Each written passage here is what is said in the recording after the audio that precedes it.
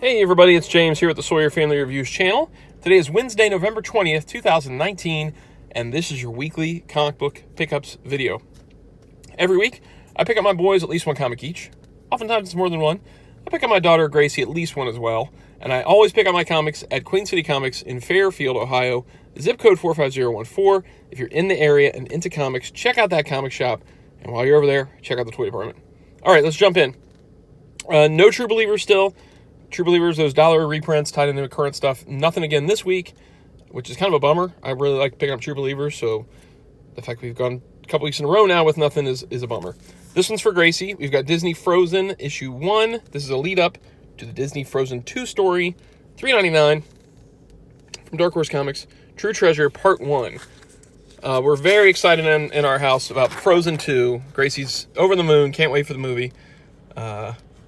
The other day, she was watching, I heard her in the other room, the TV was on, and a Frozen 2 commercial came on. And we repeatedly say this now in the house. I heard her yell from the other room, "Frozen 2? Oh yeah, get here, baby!" It was so funny. So now we always talk about Frozen 2, get here, baby. So here's the Frozen comic to help it get here, baby. Yeah, it looks good. I didn't even tell you what the creative team was.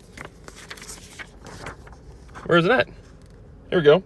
Story and script by Joe Caramagna and art by Kawaii Creative Studio. And somebody's name.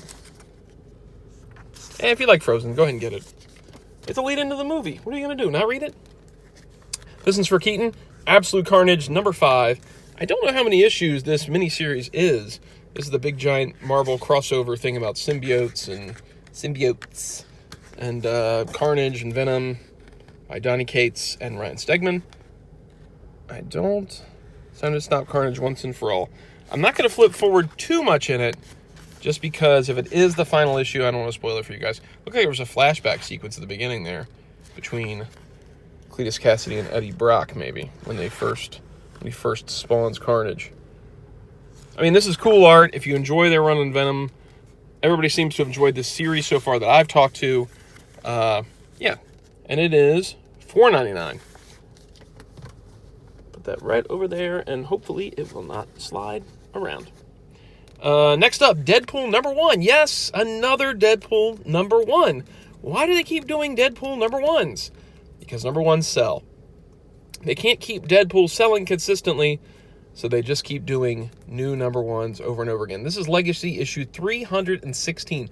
Remember for a split second there when Marvel returned to old numbering and they gave it that Legacy numbering and it tried to make it make sense? Yeah, that's already out the window, because look, we've got Legacy number 316 and then a new number 1. It's getting ridiculous, man. I don't know who the creative team is on this yet. $4.99. Well, I know Chris Pacello's doing the art. Baccello, however you want to say his name. I can tell just by that cover that's him. Well, that has his name there. This is $4.99. I want to see who that writer is. I was a big fan of Chris Baccello, however you want to say his name. I don't know how to say it. I'm horrible at names. I really loved Generation X when it first started. And I thought his art style was so unique and cool back then. It's kind of evolved over the years and changed a bit. I'm still a fan.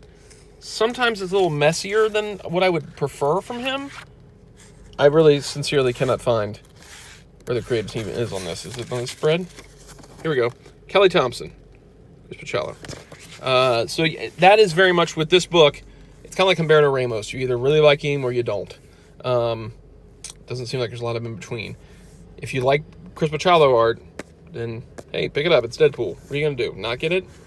I guess you could not get it. Next up, He-Man and the Masters of the Multiverse.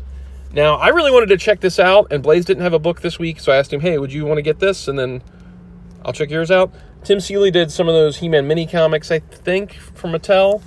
Not the old ones, but the Motu Classics one. I think he did those.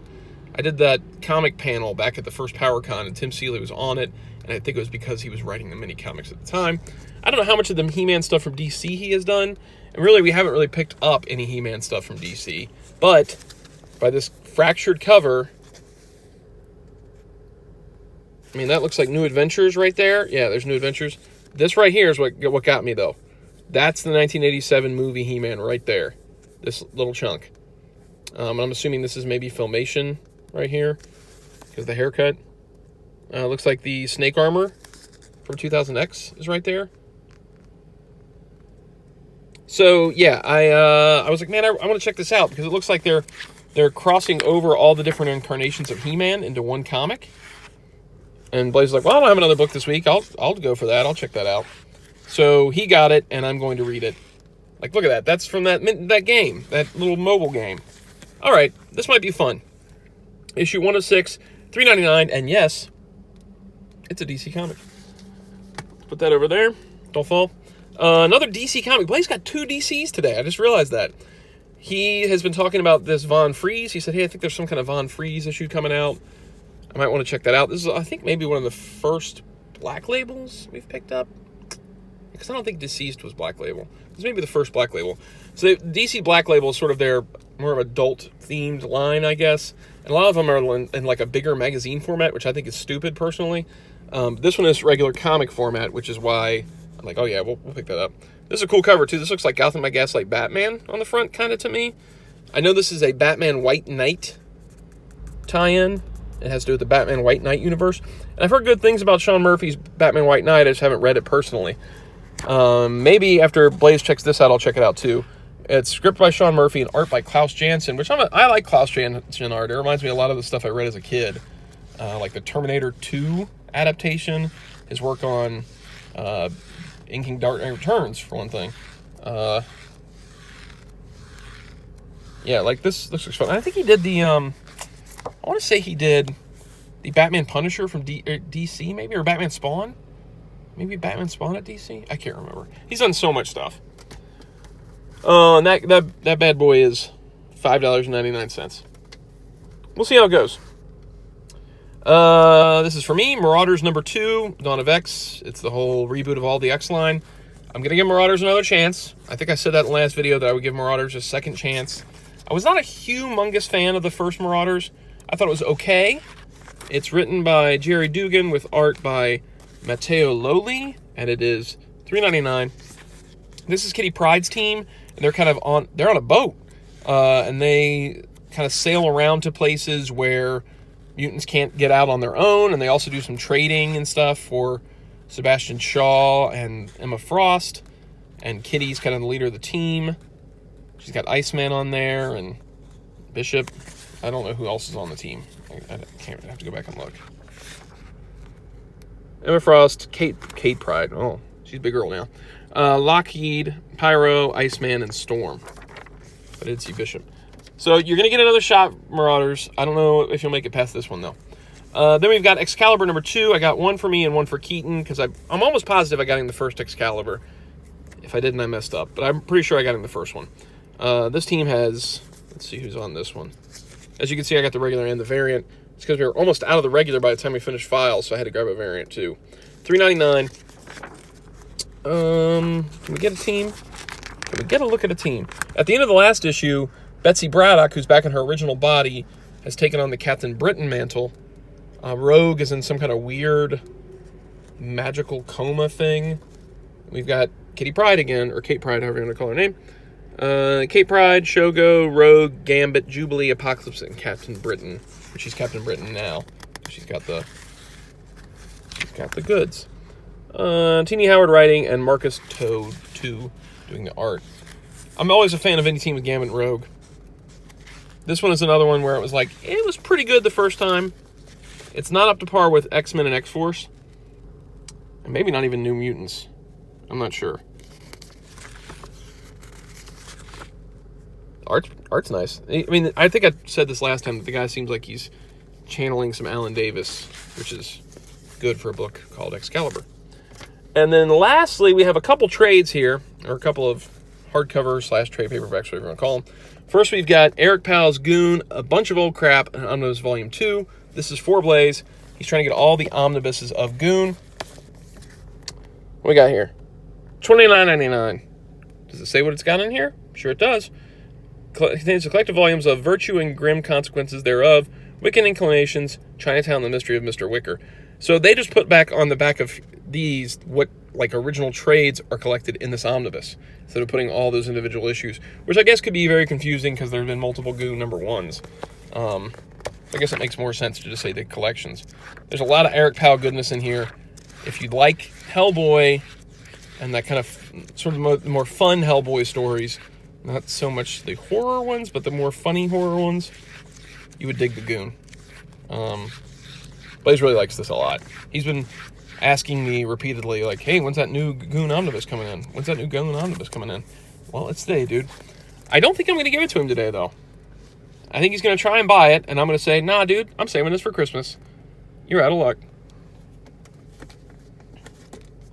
And last but not least, something I totally forgot was even coming out, and thank goodness my comic shop guy, Bob, ordered this for me, because I've been very sad to miss out. This is the Batman 89 movie adaptation deluxe edition. It's a hardcover, it's oversized, by Denny O'Neil, Jerry Ordway. I can't express to you how much I love this adaptation. I mean, you guys probably know from my channel that I'm a huge 89 Batman fan, but this comic is so great. This is the greatest comic movie adaptation of all time. It will not be topped. The art is great. The way the story is handled is great. The coloring is great. Everything about it was great. It was a prestige format book back in the day, too. So it was like square bound. And I vividly remember I got a gift certificate. I went to a Catholic school, and we had a gift exchange thing. And my name was actually picked by the sister that headed our class, the nun that was the teacher of our class. And she gave me a $5 gift certificate to, I don't remember what bookstore it was. I want to say at the time it would have probably been like Walden Books, Walden Books. And I took that $5 gift certificate, and I immediately went and got the Batman. Oh, I take that back. It wasn't immediate, because it was towards the end of the year, and I kept the gift certificate for a time where I wouldn't have a book I needed. So I kept that gift certificate in my wallet. That's what it was. And then when I saw the Batman adaptation at that Walden Books, I was like, there's where I'm spending my $5. And I took that guy around a lot. And the Batman 89 movie magazine went with me everywhere. I kind of took better care of that adaptation. But this is amazing. Check this out, guys. So you've got the beautiful art, the Jerry Ordway, beautiful art. You've got the original pencils on one side, and then the regular book on the other. I did not expect that. Look at this. Look at this. Oh, my goodness. Look at that. So I wonder if Ordway has all these pages still, because I don't think I've ever seen one of these pages up for sale, and that's maybe how they did this book, is that Ordway kept all these pages. Oh, that's amazing.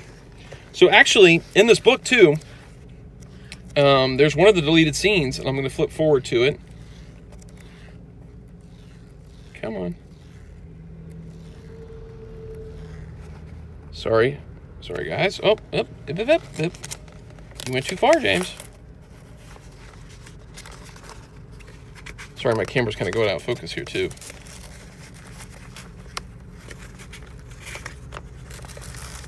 Here we go.